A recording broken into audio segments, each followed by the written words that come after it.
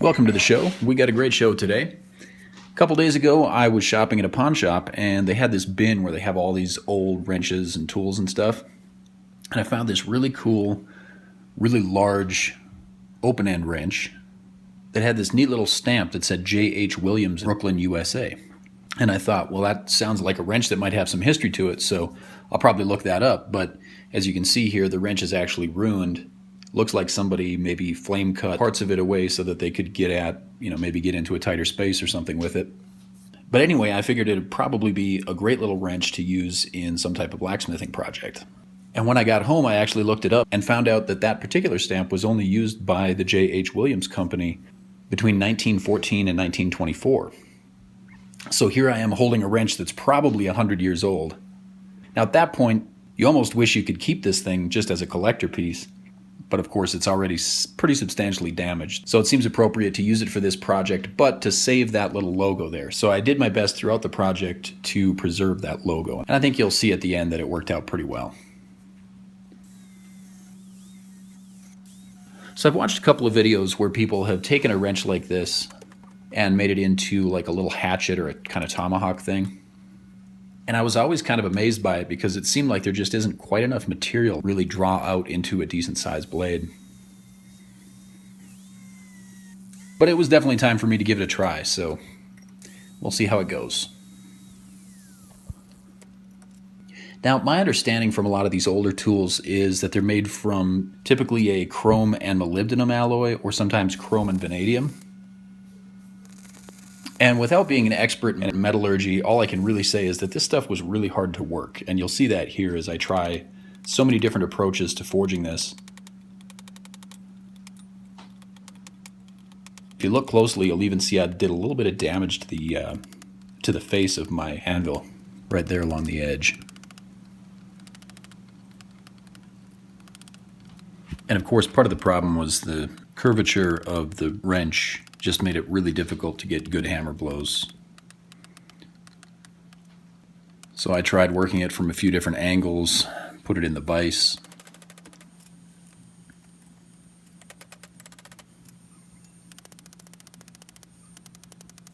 And finally, when I got desperate enough, I even got out the blowtorch and started kind of heating things a piece at a time. And sometimes it's easier to just isolate one part to work on with heat while the other parts are cold.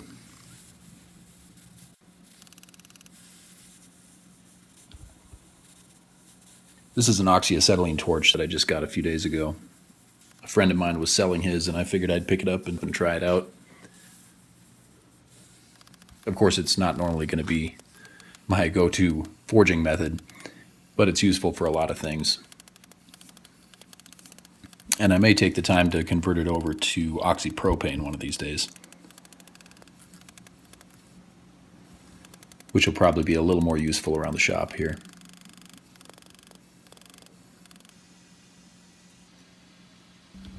When it came time to heat treat, I decided I would treat this just the way I would like an O1 tool steel.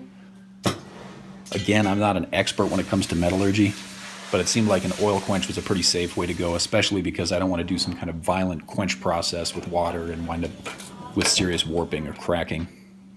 I wound up tempering this with the torch and just watching the color to get the temper I wanted. Unfortunately, I didn't get that on camera, but it is a tempered blade.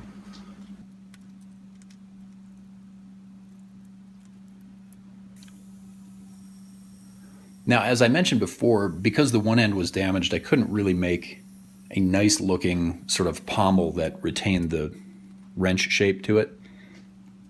So I decided to make a circle or an oval kind of around that logo at the base.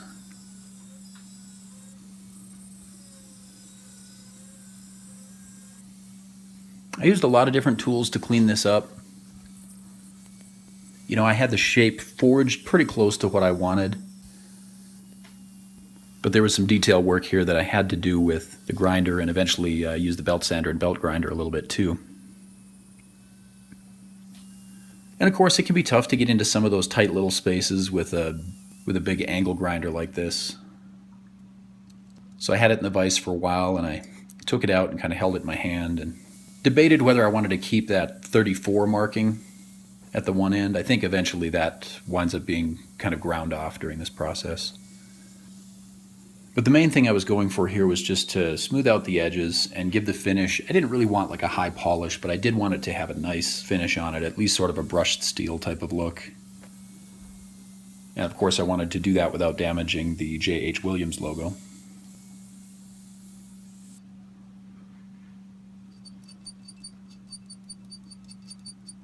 That curvature in there between the bit of the hatchet and the handle seemed to fit the half round file really well, so I spent some time filing that by hand to try to get that to look neat.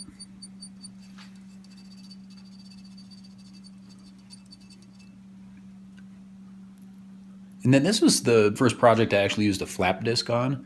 I'm really glad that I got one of those because, well, it doesn't put a really nice finish on, it puts a halfway decent finish, and it really has a way of blending together some of those like gouges and sharper cuts that you've made with a grinder. Yeah, it really blends things together pretty nicely.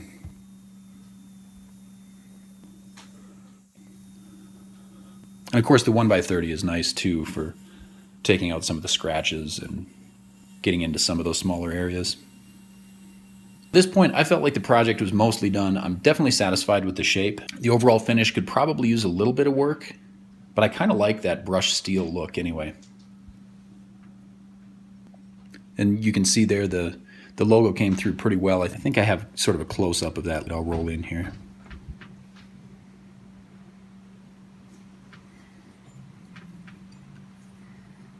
So at this point I decided I'd just sharpen it up and see if it cuts and splits wood.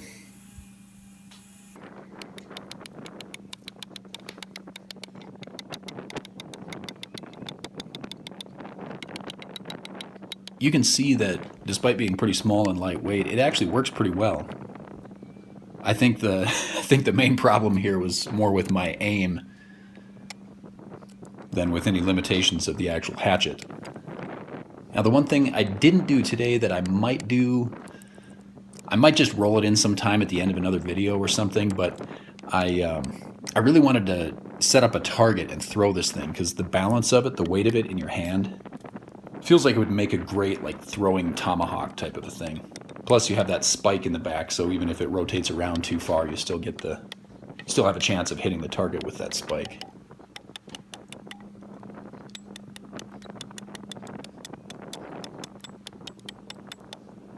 But yeah, all around, it's a very capable little tool. I was kind of surprised by that. I thought that by the time I was done reshaping this and grinding off metal, that I would have taken out enough of the weight that it really wouldn't be that functional anymore, but it's actually a pretty stout little tool. I would definitely take this camping. In fact, it'd be kind of fun to bring it camping. It'd be a good conversation piece anyway. So thanks for watching. I hope you enjoyed the video. If you did, please be sure to give me a thumbs up and subscribe to the channel if you haven't. We're here about 2 or 3 times a week, and I'd love to get your feedback on these videos. So thanks again. Wherever you are, whatever you're doing, have a wonderful day, and we'll see you in the next video.